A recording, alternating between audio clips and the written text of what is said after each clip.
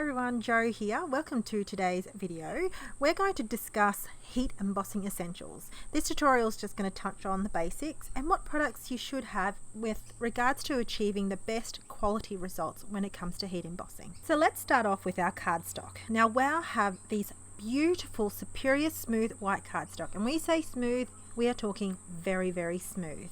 Now this is a 250 GSM. We stock them in both A4 size and A5 size. Now for mine, I keep them in the original packaging. I cut off the top rather than taking the sticky back on the bottom of the packet, and it just prevents me from getting the stickiness caught in my cardstock every time I pull it in and out of the packet. So that's a personal preference and tip that if you wanted to use that tip, go right ahead. Now I've got a MISTI. Now one of the tools that we recommend you don't have to have, because with WOW they have anti-static properties in their jars that is lined with their jar, so it prevents that added stickiness on your cardstock. However, I'm located in Australia, and because I'm located in Australia, there is humidity through the roof. So this is what I recommend to remedy any of the sticky residue left on your cardstock. Now I have got a powder puff tool, as you saw before. I actually have one of those other tools, but it had bristles, past tense, had bristles, and they are not there anymore. So I have got a really fine brush here. I meant fluffy brush, and I've got a Julie Hickey Designs mandala stamp set here. Now the reason why I chose this particular stamp set is to show you how intricate the WOW embossing powders can capture the details. This mandala is from a set that has a lot of intricate details, and because of that it's a great way to showcase how the powders are going to work. Now another essential is the WOW embossing powder clear sticky slow drying pad. Now we also stock refills, which has a rollerball top. I nearly got tongue twisted, but I got there, right? And to refill and apply, all you need to do is roll the actual rollerball all over the top of the ink pad, and this is ready to use straight away. It evenly distributes the ink. There's no clogs, there's no mess. So it's a really, really fantastic added tool to have when it comes to refilling your ink pad. Now I just gave it a little quick swipe with my brush, my fluffy brush, and I'm going to press down. Even with me pressing down heavily, I found it still captured all the details in this.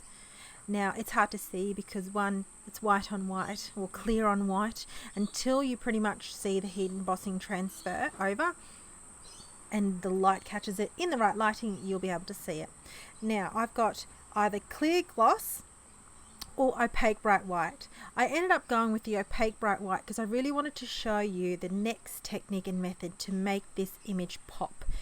So one of the best things that WOW does is not only have fabulous embossing powders, there's so many techniques to do with them, and the technique I'm going to show you in one of the cards today is Emboss Resist. Now another fabulous tool that WOW stock is our very own heat tool, which has dual heat settings. Now I have got the Euro tool, and because of that I've used a transformer type of plug here, so I can use it here in Australia. Now with this dual speed heat tool, the fantastic, I suppose, benefits of having a dual heat setting is that you can either focus your heat, have more control to achieve better results. So if you want to just use a drying element, which is lower speed, lower fan, you would then have it on heat setting 1. Now we have a protective case on the top, there's vents at the back, and there's also a holding place where you want to hold where I'm holding it now to show you, to prevent your hand covering the actual vents. This will prevent overheating of the tool and not cause the heat tool to be damaged at all. Now I've put this on heat setting 2. I want to melt this powder, and I also want to have a almost circular motion to my heat setting. Never hold the heat tool in the same place. Always move. You don't want to burn your cardstock. All you want to do is melt the embossing powder on your cardstock. So I just maneuver this around all over. I'm trying to tilt it so you can see the image melting and you can see the image there, but again, it's hard to capture when it's on white, but you will see the magic happen very shortly. So I've got some dye inks here. These are the Catherine Pooler range. I've got Polished, Rose Petals, and It's a Girl.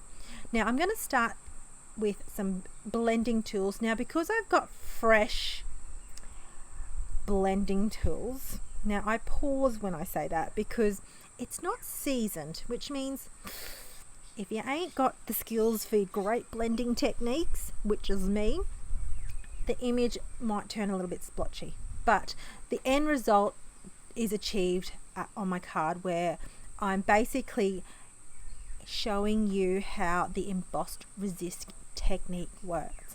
Now the dye ink will glide over the melted embossing powder. As you can see here, I'm using circular motions, and this is where I tell you my ink blending was a little bit if you had seasonal, and if I had seasoned my ink blending tool, you would find this wouldn't be an issue.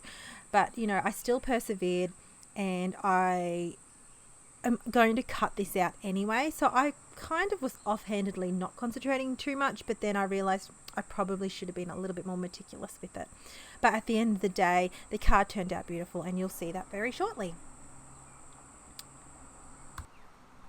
Now once I've finished with my ink blending, I am going to fussy cut this out, and I'm just going to use my paper snips and cut that out.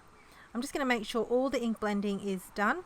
Now also, before I fussy cut this out, if there is any ink left over that is on the actual image, just use a tissue, or I've got a buffing cloth here, and it will also make that embossing powder pop even more. And you can see how the resist technique works. Now I'm going to be using, from the same stamp set, the sentiment, and I'm going to be using Birthday Wishes, I believe.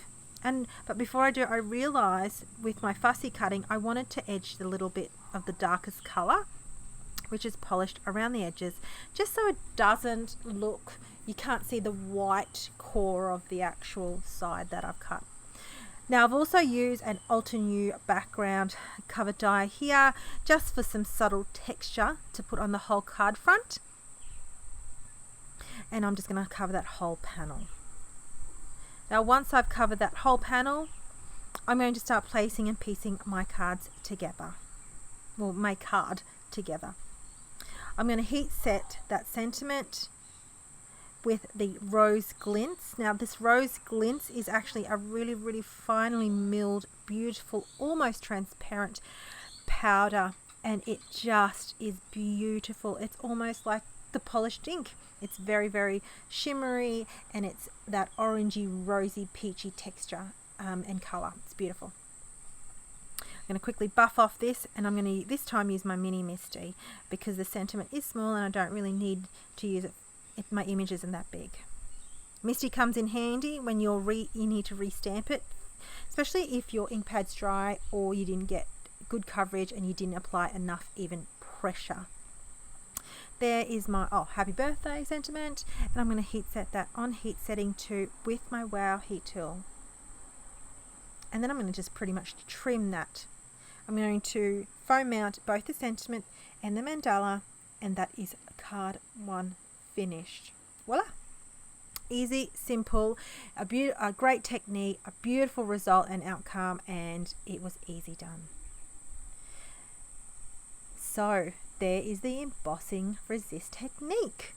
I hope you enjoyed the first technique. I am going to put 2 techniques in this video, and we're going to skim over the next one really, really quickly. Now, for the next one, I would class this as a color trapping technique. I have got a background stamp, rubber stamp here from Catherine Pooler, and all the product links that I use will be in the description below. I've taken my foam mat out of my regular size mini, my Misty here, because I need the depth of the foam to be able to be pressed onto my white premium cardstock. I have got a Catherine Pooler ink, Sangria, and I'm going to color trap it with clear gloss. and you'll understand what I mean very shortly. So what I'm going to do is I'm actually going to stamp this image with sangria ink. I'm going to stamp it twice to get very full coverage because it's got really bold elements on this. I'm going to perform CPR on my Misty, and I'm going to stamp this one more time just to get a really, really bold and get all those dark, solid images in. Right. Now, once I've done this one, I'm going to clean off well my stamp pad because I'm going to then use my ultra slow clear drying ink and give it a good wipe with my chamois or my cloth here. It's a microfiber cloth, so it captures all and gets all in the little grooves. And then now I'm going to use my ultra slow drying ink again, and this time I'm going to stamp directly over the top, exactly because I've used my Misty over the top. Now with this, I'm actually then now trapping the color underneath that ink, so you can basically make your own embossing colors. Just have your colored ink pads and then the clear over the top, and you've just basically can design your own multiple colors. WOW do stock over 200 colors in their stash, but sometimes if you want to make like or coordinate your ink colors, you can use a staple is the clear gloss embossing powder, and this is finely milled. Now you can actually see when the actual color trapping works and the powder melts. Now you can also perform the emboss resist technique with this because I'm using floral images, but I wanted to just focus on the actual technique itself and show you how you can create your own embossing powder colors. I have got the happy sentiment here, and I'm going to show you how I emboss a very, very intricate die cut. Now you can either press the die cut directly onto your ink pad, or this technique I discovered through our very own Marion Embossing, our creative director here at WOW, where I have used just a brayer, and I've gathered the ink up from the ink pad, placed it on a scrap piece of paper, and rolled that over the top. And voila, I got a sticky sentiment. Now I'm going to place my metallic gold rich in super fine detail over this, and I'm going to do the whole image, the whole die cut. I'll heat set that with setting 2. Now you could use tweezers here. I was able to get that fine off the actual paper, and then I'm going to heat set that on a piece of paper. You can also use, instead of scrap pieces of paper, you can use coffee filters. I've seen that a lot in YouTube world and tutorials. And then I'm just going to pick this up gently, and I'm going to adhere it down on the second layer. But before I do, I wanted to add a little bit of the color rose petals and give it almost like a gradient type look, and just adding color only to the bottom part of the background solid die cut here, and just to give it I suppose a little bit of element. Now this is what I mean by the embossed resist. Basically this color is just going to glide straight over the embossed section, but I'm going to also coordinate that sentiment by adding the same color just around the edges, just a smidge, and I work my way around the whole panel. Once I've finished with that, I'll adhere that onto a white side folding card base. To finish this card off, now I added liquid adhesive to that. To finish this card off, I'm going to add a sub sentiment of the birthday, and before I do that, I actually realized I didn't want to take too much away, and I was losing a little bit of that die cut into the actual background there. So to remedy that, I use a piece of vellum. It's my go-to method when it comes to all that hard work. You still want to see it all, but you don't want to lose any sentiments, is to just mount it on some vellum. Now the sub sentiment we're going to use is the birthday. This time I'm going to use the sangria ink, which is the first ink we used to achieve that background look, and I'm going to stamp that on a white strip of cardstock here, and then I'm just going to adhere that down. And that is my card. So they're the 2 tips of card creations, and they're the basic techniques to achieve excellent results. If you like this video, give it a thumbs up, subscribe, leave a comment, and if you want to see more of this, let me know. Thanks for watching, everyone. I look forward to reading your comments. See you later.